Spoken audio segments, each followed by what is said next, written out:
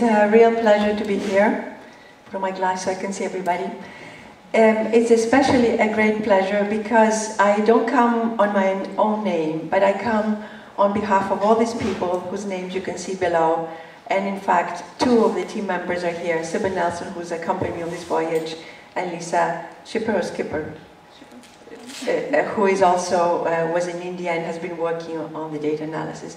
It's very exciting for us because, in fact, this is the first time that we go with our results to an audience that understands something about gender, that wants actually to contribute to these whole studies.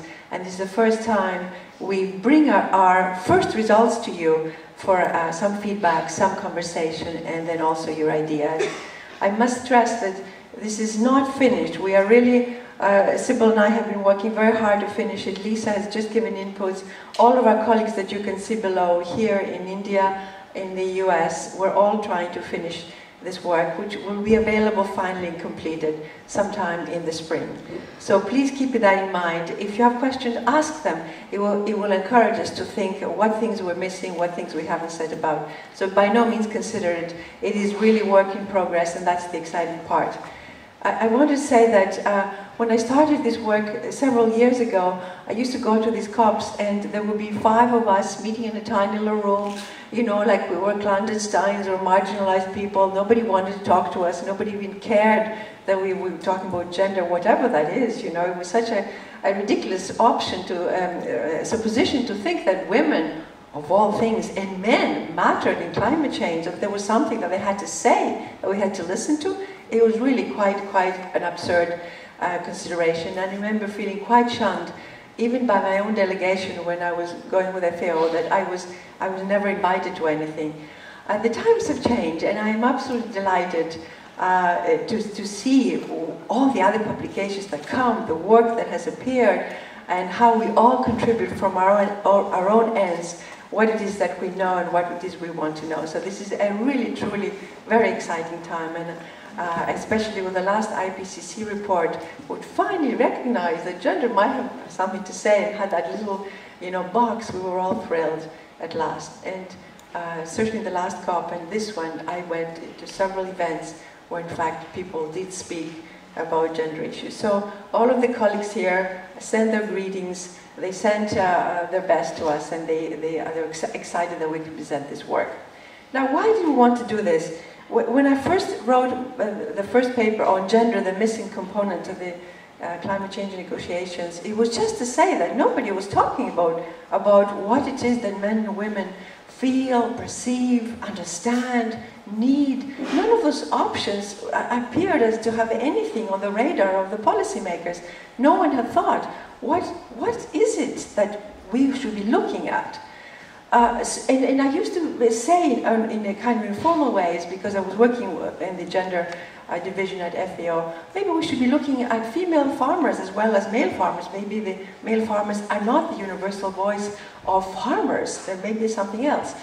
And because there was no data, because there was nothing that I could say, look, this is what men do, this is what women do, this is how they're impacted, I was much more easily dismissed. So I had this very burning kind of feeling and need to say, let's go out there and get some data.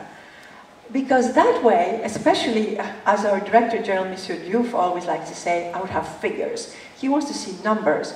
There's no speech that's prepared for Mr. Diouf if he has no good numbers. I said, okay, Mr. Diouf, we'll get you some numbers on climate change.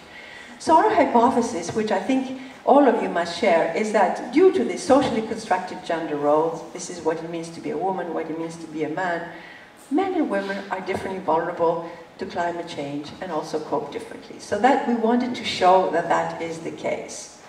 And I was lucky in India. I found colleagues that were ready to take this on and to start researching it.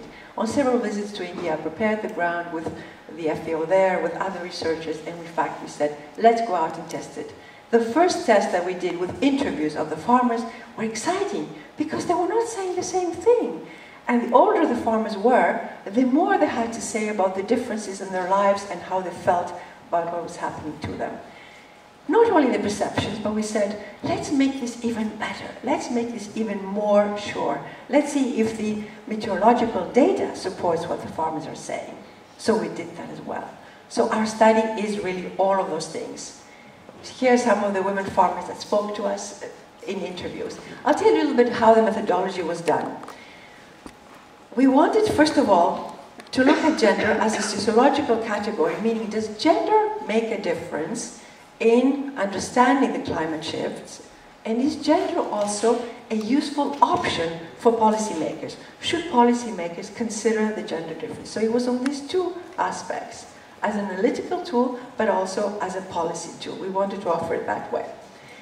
We wanted to do it with analyzing the data that I mentioned. Data that was coming from the voices of the farmers, data that was the meteorological data, so it was another level, the research on the ground, and then interviews, discussions with the farmers, as well as a questionnaire. So in fact, we looked, at the end of the study, we had 200 villagers, that included men and women, that had given us their views, both in free interviews, as a group, separate and apart. We spoke to the men and the women together, we spoke to them separately, and then we had a questionnaire, which we tested first on the ground to make sure that we had the right questions. Now that needs still to be revised, because I'd like, when we publish our results and we have our field guide out there, I'd like other researchers who are here to say to us, this question's not so good, maybe you could give us another one, and for us to work together on a really true field guide that we can go with the policymakers. You want to know how gender works? This is the questions you should ask, and that's the purpose of our work. We also were very lucky to work with an Indian women's empowerment organization. They had already on the ground people that they were collaborating with, advocating for, representing at all levels, and they led really the research. They took us right where the women were. They took us where the farmers were operating. Then we had an institution specialist who went and interviewed, as well as obviously the people that I mentioned. He went and interviewed the key regional, national people that were dealing with assistance to farmers. So we have the institutional as well. So we have the meteorological, we have the quantitative study, we have the focus interviews, and then we have the institutional studies and support. Lisa and Example, I've covered everything. If I haven't, you can also add at the end things that I have missed. So that really, So then, what is that we found out? I think I've covered what we were trying to do. What did we find out? I will go on our results because that way we can discuss them. Remember, I work for the Food and Agriculture Organization, so our focus is food security. We wanted to say, if indeed there are impacts, how do men and women eat? Do they eat well? What do they do as the climate changes? What are their options? What do they choose? What are their strategies?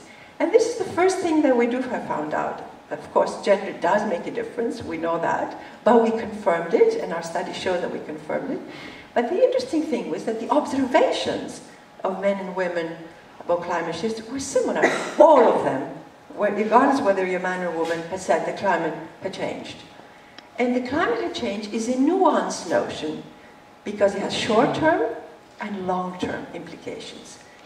We spoke since 30 and 40 years ago, we asked farmers since 30 and 40 years ago, our sample started from 30 years old to 70 years old. So in fact, we had people that remembered how it used to be the good old days or the bad old days, and how they had changed. And all along, we could see how their lives had changed as the climate had changed. When it came to the impacts, they identified them differently. These are the results that we found out. That men identified as one of the great impacts of this climate shift as having less fodder for the animals. For the women, this was much less of an important indication. 45% of the men thought it was fodder, and women 28%. Whereas the reverse is, health was the issue that women mentioned. They felt that the health of everyone was impacted because they were not eating as well, they were working differently, nutritionally. It was not the same situation as before. So these are the two issues. Here's a woman working in the fields. We had a wonderful photographer who took our photographs, so we were really quite lucky with that. Then, as we have said, thank you. As we have heard in other places all across here in these presentations, farmers don't face one risk, they face multiple risks. It isn't one thing. So you've got to think of everything together. We've got to put it together, not assume that gender is one thing, or climate or food is one thing. They have to face things at all levels. So if they were facing risk, short-term and long-term due to climate change, what would they do? Here's the preference of coping strategies that we found due to climate change. The women would prefer to go away from home, not too far, and this was the percentage, 57%, and do some labor, whether it's cleaning roads, building roads, you know, construction sites, whereas the men, 38% chose this. And for the larger migrations, the men would go farther, and